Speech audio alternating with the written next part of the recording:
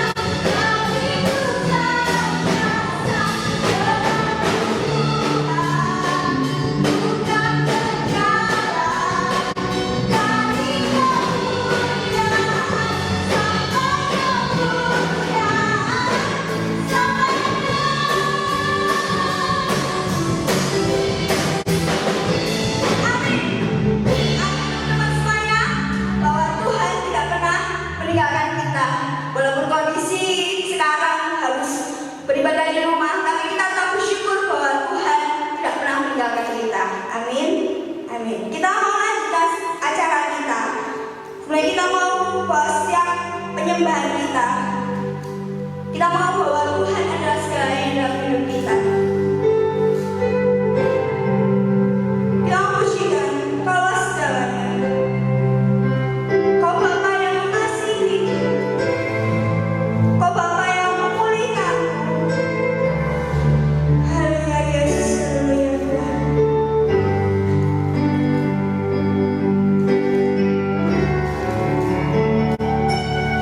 Kau Bapa yang mengasihiku, kuasa-Mu memulihkanku.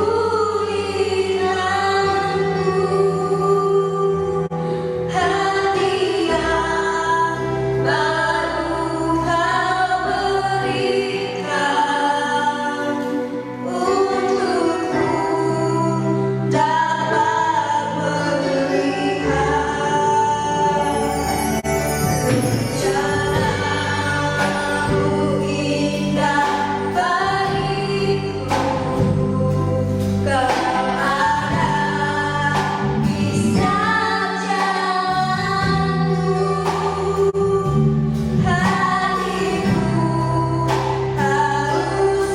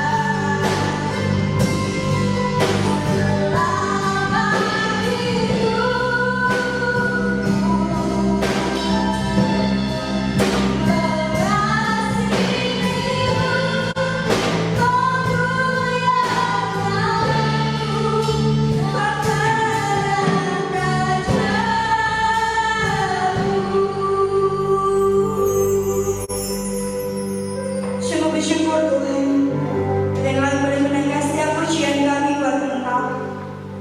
Sekali lagi kami akan menaikkan setiap acara kami, biar Tuhan yang berkati, Tuhan yang tuntun setiap kami Tuhan, untuk kami lebih lagi mengasihi Engkau, masuk dalam hadirat-Mu Tuhan. Buka setiap hati kami lebar-lebar Tuhan.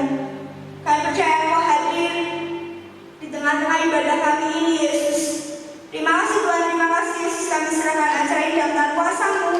Ibadah kamu dan remaja hanya di dalam nama Tuhan Yesus kami sudah berdoa dan mengucap syukur. Haleluya, amin. Salam saudara semuanya ya yang ada di rumah, sehat selalu ya. Saat sore hari ini ya kita akan mendengarkan firman Tuhan, dan beberapa dari bacaan firman Tuhan biarlah dari setiap pembacaan ayat teman-teman semuanya boleh diberkati, dan biarlah kita semakin dikuatkan di dalam setiap firman. Biarlah ini menjadi kekuatan untuk kita melakukan aktivitas sehari-hari di dalam rumah ya. Saya akan membacakan di dalam Yeremia 29 ayat yang 11. Demikianlah firman Tuhan. Sebab aku ini mengetahui rancangan-rancangan apa yang ada padaku, ya, mengenai kamu. Demikianlah firman Tuhan, yaitu rancangan damai sejahtera dan bukan rancangan kecelakaan, untuk memberikan kepadamu hari depan yang penuh harapan. Ya, teman-teman semua di rumah pasti mempunyai rancangan, pasti mempunyai planning, ya, pasti mempunyai harapan-harapan, bahkan mempunyai satu tekad cita-cita atau yang akan dicapai. Itu semua orang akan memiliki. Bahkan setiap orang pemuda itu akan mencari satu zona aman, ya, di mana mereka saat ini sedang mencari pergaulan atau pertemanan. Bahkan biarlah setiap perencanaan kita itu jangan sampai kita takut, ya. Karena apa? Percaya Tuhan sudah merencanakan segala sesuatunya itu dengan apa? Hal yang baik, ya. Perencanaan-rancangan Tuhan itu penuh harapan. Bahkan tidak hanya harapan, Tuhan itu sudah merencanakan sebelum kita ada itu. Tuhan sudah merencanakan kita di tempat ini, ya. Teman-teman yang ada di tempat ini, ya, melakukan segala sesuatu aktivitas, bahkan saat ini ada, itu bukan suatu kebetulan, namun suatu rencana Tuhan, ya. Dan ayat yang ke-12, dan apabila kamu berseru dan datang untuk berdoa kepadaku, maka aku akan mendengar kamu. Ayat yang ke-13, apabila kamu mencari aku akan menemukan kamu akan menemukan aku apabila kamu menanyakan aku dengan segenap hati. Jadi ketika kita mau datang kepada Tuhan, Tuhan itu sudah mengetahui, ya, sebelum kita mau datang kepada Tuhan, Tuhan sudah tahu. Jadi untuk teman-teman semuanya, ya, yang ada di rumah, jangan sampai khawatir, jangan sampai takut akan hari depan, ya. Jangan minder, ya. Terus semangat walaupun saat ini mungkin sedang isunya Covid, ya. Jangan takut, ya. Karena Tuhan punya rencana.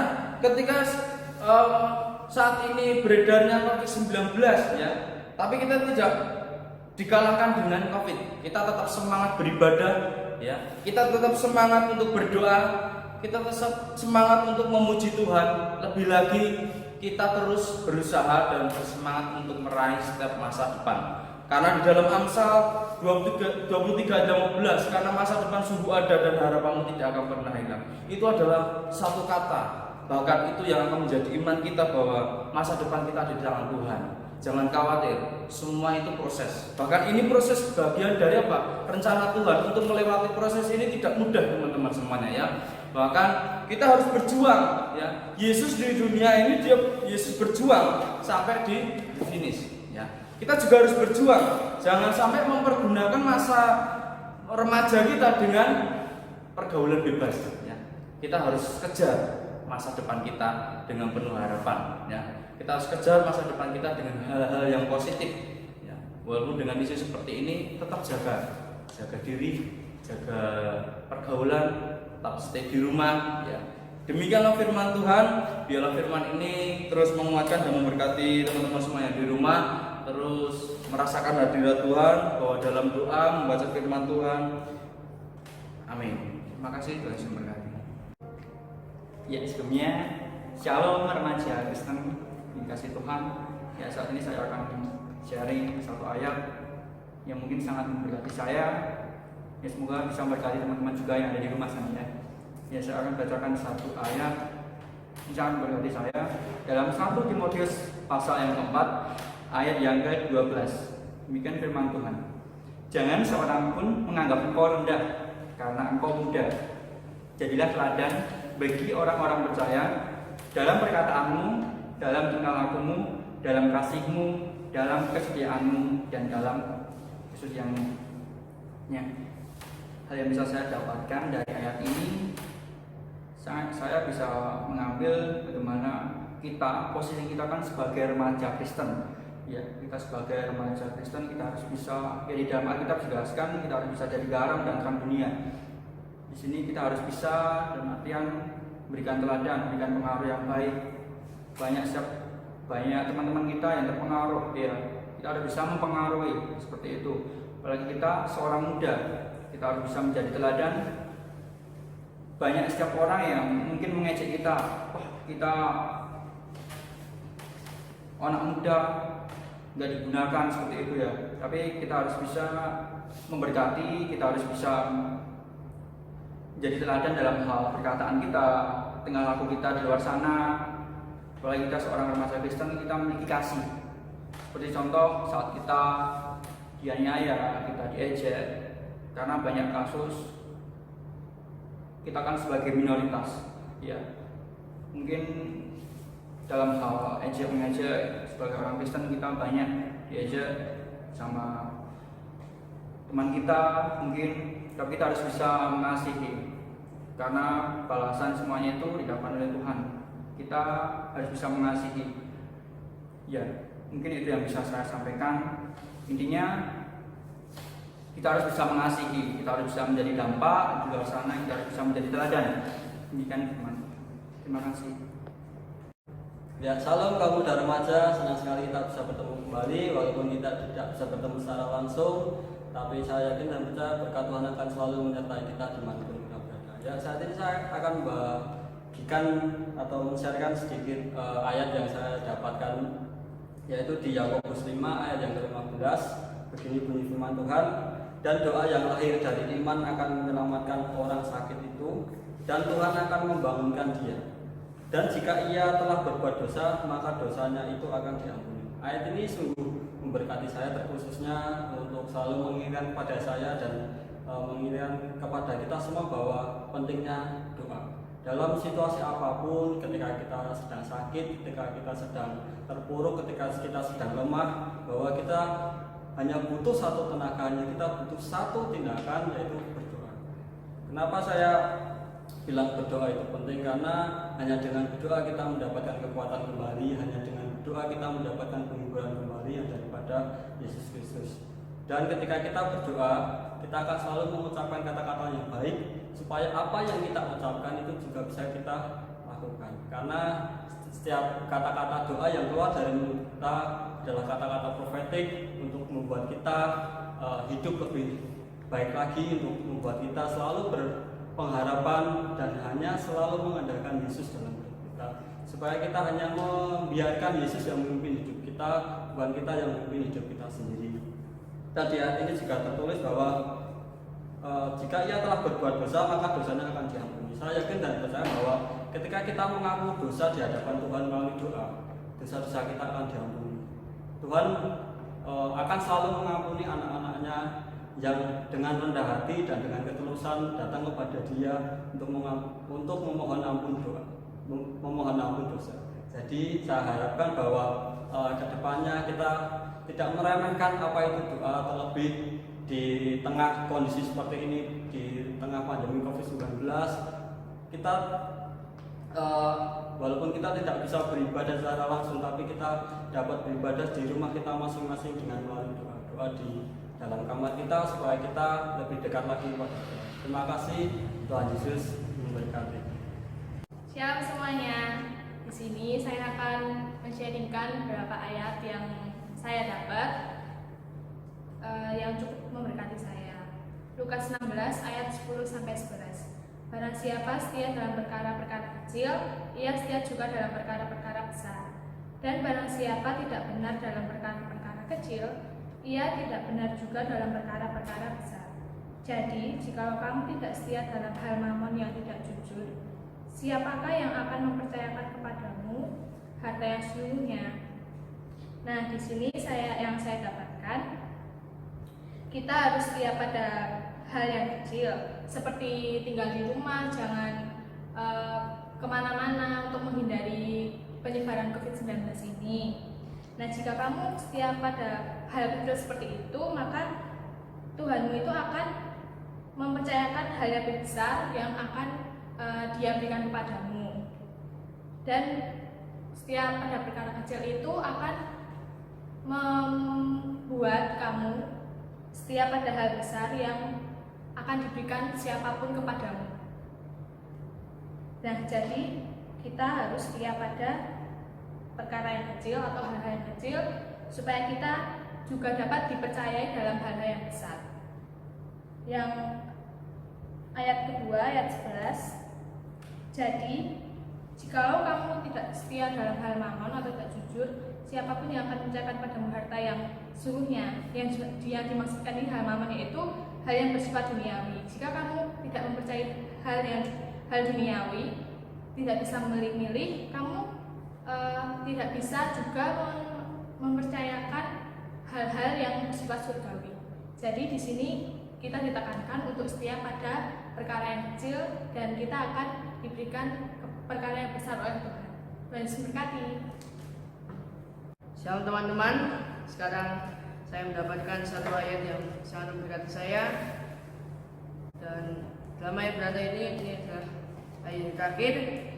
Saya akan membacakan di Amsal 17 ayat 22. Hati yang gembira dilakukan yang manjur, tetapi semangat yang patah mengeringkan tulang. Pasti teman-teman di sini pernah merasakan pergumulan yang sangat hebat, pernah mengalami suatu sakit penyakit, tetapi di dalam pergumulan itu kita tidak boleh sedih, tidak boleh kecewa, kita harus selalu bergembira. Karena di dalam Amsal 17 ayat 22 ini, hati yang gembira dilakukan yang manjur.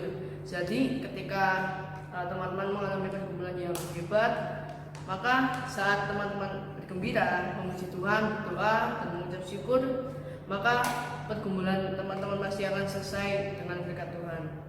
Dan jika dalam pergumulan teman-teman tidak semangat menjalani hidup atau kecewa, sedih, susah, maka di dalam Amsal 17:22 mengatakan semangat yang patah mengeringkan tulang. Jadi jika teman-teman tidak bersemangat dalam hidup, sedih, kecewa, teman-teman tidak akan mendapatkan berkat dari Tuhan senantiasa. Jadi dalam Amsal 17:22 ini dalam satu kalimat yang sangat berarti bagi saya, karena saya memiliki pergumulan yang sangat luar biasa dalam hidup ini. Terima kasih. Tuhan Yesus memberkati.